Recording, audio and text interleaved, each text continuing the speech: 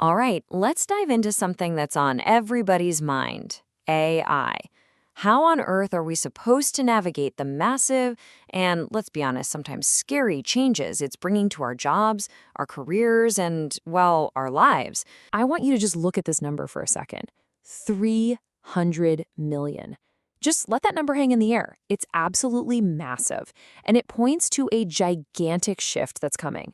But what does it actually represent? Well, according to the financial giant Goldman Sachs, that's how many full-time jobs could be seriously impacted by automation. And this isn't some far-off sci-fi prediction. This is a real economic forecast.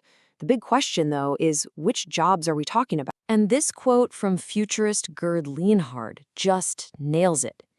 The work that's really on the chopping block is the routine, predictable, repetitive stuff.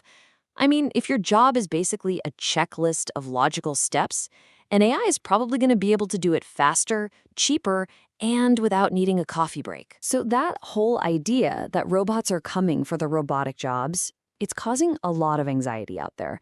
And it's a totally real, totally valid feeling.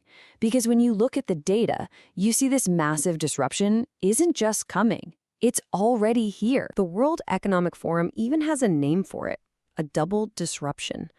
Think about it. First, the pandemic forced companies to figure out how to operate with fewer people on site.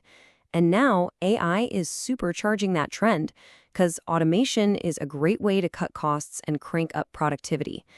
And we're not just talking about factory floors anymore. This is hitting white-collar jobs, in legal, finance, architecture, even creative fields like art and design. Okay, so it's really easy to hear all that and just feel a sense of doom, right? But the experts we're looking at today argue that this is not a done deal. Technology is just a tool, and right now we're facing a huge choice about how we're going to use it. So we're staring down this massive question. All this exponential progress, is it going to lead us to some kind of heaven, or is it a fast track to hell? The most important thing to get, though, is that the answer isn't actually in the technology itself. It's like Gerd Leonhard says, technology is neutral. A hammer can build a home, or it can smash a window. It's all about who's swinging it and why. AI is basically the biggest, most powerful hammer humanity has ever invented, so our intentions, they matter more than ever. And these are the two paths in front of us, plain and simple. The health scenario? That's where we chase efficiency and nothing else, where machines just replace people and we lose our sense of purpose. It's a pretty dehumanizing picture. But the heaven scenario? That's about augmentation. That's where technology works for us, amplifying our human abilities and letting us all flourish together. So, how do we make sure we land in that heaven scenario? The key? The absolute key is to stop trying to beat machines at their own game.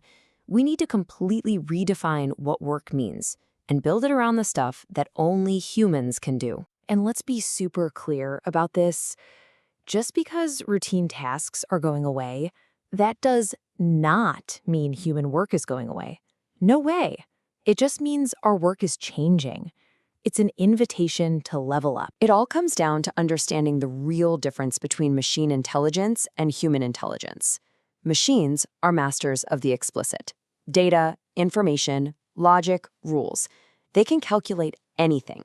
But we humans, we operate in the realm of the tacit. We have wisdom, imagination, empathy, and consciousness.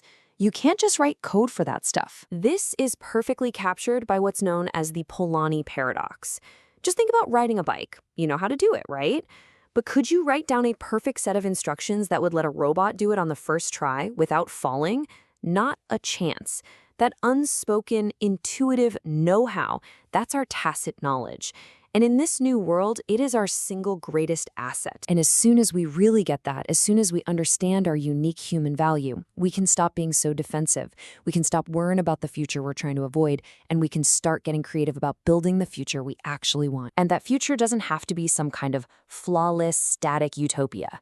I absolutely love this concept from the writer Kevin Kelly. He calls it protopia. It's not about reaching some perfect finish line. It's about being in a constant state of becoming, a process of just making things a little bit better every single day. It feels so much more realistic and honestly more inspiring. So what guides us toward this protopian future? Gerd Leonhard suggests we need a totally new scorecard. We need to move beyond just thinking about profit and start focusing on these 5 Ps: people, planet, purpose, prosperity, and peace. And really, this is the punchline to the whole thing. Yeah, AI is making things smarter and faster. And that's cool. But being more human, our creativity, our compassion, our wisdom, that is what's ultimately greater. That's our real competitive advantage. And it should be our ultimate goal. Which brings us to the final and, I think, the most powerful point. This future, whether it turns out to be heaven or hell, protopia or a total dystopia, it's not just going to happen to us, it's up to us. The futurist Barbara Marx Hubbard put it perfectly.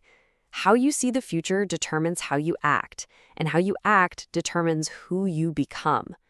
If we just assume the future is going to be bleak and out of our control, well, we'll act that way and we'll create it. But if we see it as something full of potential that we can shape, our actions will create that reality. So it's so important to remember this. We are not just passive spectators here. We are not victims of whatever technology throws at us. The future is something that we are all actively creating every single day with the choices we make, the new skills we decide to learn, and the values we choose to live by. We are all co-creators in this. So I'll leave you with that one big question. The power is in our hands. The choice is ours to make. What future will you choose to create? Thanks for joining me on The Explainer.